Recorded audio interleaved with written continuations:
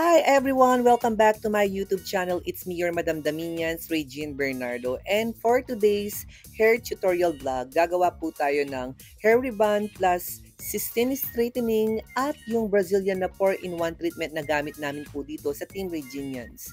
And ayan po yung buhok ng ating client. Actually, 3 times na po namin ginawa yung kanyang buhok. Yearly po kaming nagkikita dito sa salonan.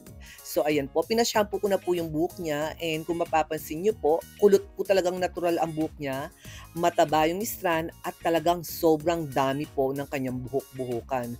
Kung mapapansin niyo po mga madamdamin, talagang kung timbang-timbang may yan, Apollo yung kilo. So, nag-start na akong naglagay ng kanyang gamot dun sa previous na niriban po natin sa kanya, which is yung hair spa. Any kind of hair spa naman, hot oil is pwedeng-pwede po. Optional lang po yun at depende po sa technique na ginagawa po nating pagre-rebond sa ating mga client. Lagi po natin pakakatandaan mga madamdamin kapag nagre-rebond po tayo at naglalagay na po tayo ng gamot ng number 1, any kind of product po yan ha, huwag po natin isagad sa anit para po hindi magkaroon ng skin reaction allergy yung ating mga client. And ibabad lamang po natin ito at least 30 minutes muna. At yan, pinagpisik-pisik at winisik-wisikan ko na po siya ng tubig-tubigan. And after 30 minutes, pagsusuklayan ko na po yung buhok ng ating client at wiwisik-wisikan ko po yung previous na nariban at lalagyan ko pa rin po ng gamot yung part na hindi nalagyan ng gamot. So, suklay-suklayan lang po natin at syempre, sa tulong ng pag-spray ng tubig, masusuklayan po natin ng maayos ang buhok ng ating client. Lagi po natin ini-spray ng tubig ang buhok ng ating client, lalong-lalo na kung bugbog ito sa kulay. Kasi po kami naman po dito sa Team Reginians, kung bugbog na po ito sa bleach, hindi na po namin nire-rebond. Ayaw na po namin kasi mag-take a risk na mag-rebond ng bugbog sa bleach. And then kung hindi po namin nakuha ng perfect, kasi hindi po talaga magpe-perfect yung gagawin po natin na rebond sa bleach, na nag-e-expect po yung mga ibang client na dapat gusto nila is talagang sobrang straight at sobrang dulas ng buhok, pero hindi mangyayari po yun dahil bugbog na po yun sa bleach. So kailangan i-explain muna natin tayong mga hairdresser kung papaano po natin gagawin ang buhok ng ating mga client bago natin sila iuupo at gagawin ang kanilang buhok. So after natin binabad almost 1 oras at kalahati, yung number 1, pinabanlaw ko na po, as in banlawan lamang po, pinalagyan ko na po siya ng 4-in-1 treatment Brazilian Keratin para po kapag pinlansya po natin siya, talagang hindi na po tayo mahihirapan pang magplansya. And syempre, bisibisihan na naman po ang Team Reginians, kanya-kanyang toka na naman po. At kung mapapansin nyo po, ayan po, super blow dry na po tayo, 100% para going to plancha na po tayo. And ayan, meron po talagang buhok, talagang kapag basa pa po, parang kulot pa rin po. Pero kapag binlow dry mo na, straight na po siya. So, bala mamurahit ya po.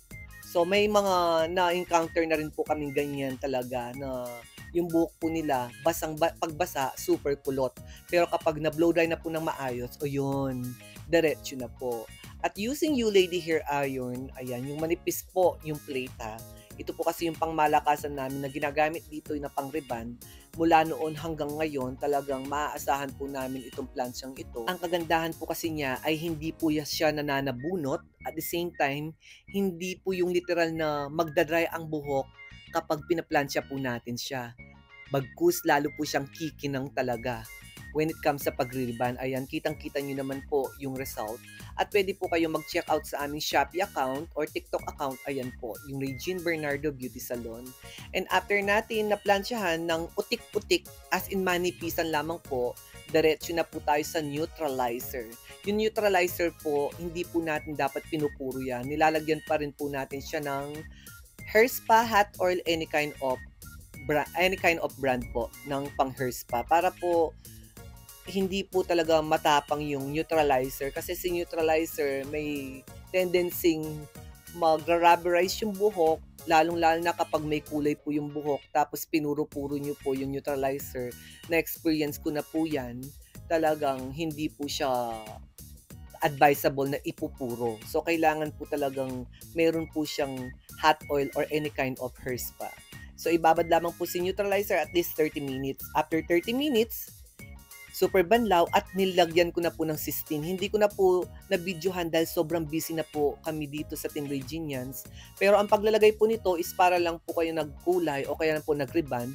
Basta't wag nyo lamang po isagad sa anit. And after that, pinawash ko na po after 30 minutes at nilagyan ko na po ng 4-in-1 treatment yung pang Brazilian keratin po natin dito at ibabad lamang po natin ito ng at least 30 minutes. And after 30 minutes, wala na pong banlaw-banlawan at matatapos na po natin after 50 years po tayong gumawa sa buhok ni Madam Damin.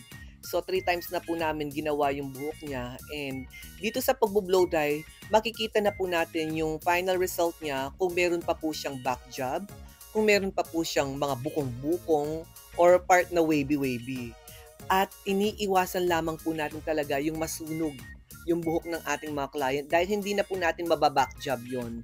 More on gupit na lang yon at treatment. Pero kung meron pa po siyang bukong-bukong, yon, pwede pa po natin siyang i-back job at wala ng payment po yon. Pero as you can see mga madamdamin, sa blow dry pa lamang pong ito talagang makikita na po natin na wala na po talaga siyang ka-back job at pulidong-pulido na po yung ginawa nating pagre-rebond sa kanya.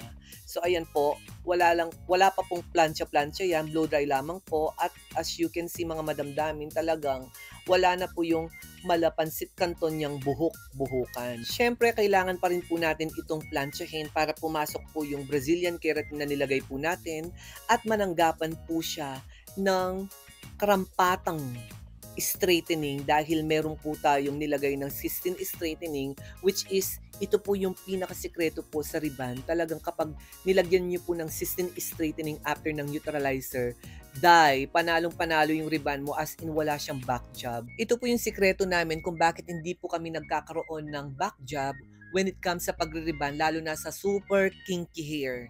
Tapos, ang kagandahan pa ng cysteine straightening, talagang maaasahan mo siya at safe na safe po kahit ma-overbabad pa po siya dahil treatment po ito. So, ilalagay ko po sa aking Shopee account, TikTok account, para sa mga kapwa hairdresser ko at sa mga salonista na nag-home service, ayan, itry nyo po yung technique namin. Pati na rin po yung mga products na ginamit ko po sa aming client, pwede po kayong makapag-check out dyan. At huwag nyo pong kalimutan na i-follow ang aking mga social media account at mag-subscribe sa aking YouTube channel. And I hope nakatulong po ang video ito. Maraming salamat. Hanggang sa muling video natin. Woo!